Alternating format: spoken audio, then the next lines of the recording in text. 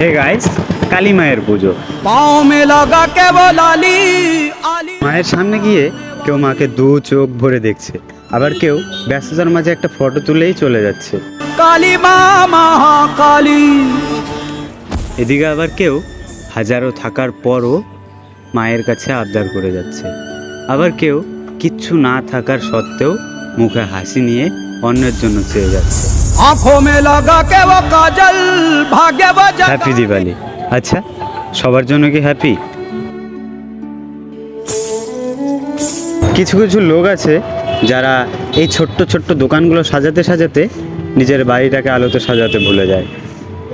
কিছু কিছু মানুষ আছে যারা এই মায়ের মূর্তিগুলো তৈরি করতে করতে কিছুদিনের জন্য রাতের ঘুম জিনিসটাকে ভুলে যায়। তাই এবার এই লম্বা লম্বা বিদেশি লাইট দিয়ে বাড়িটাকে মিথ্যা আলোতে না জুড়ে এই মাটির তৈরি প্রদীপ দিয়ে বাড়িটাকে আলোতে গন্ধে ভরিয়ে তোলে। কালী মা মহাকালী।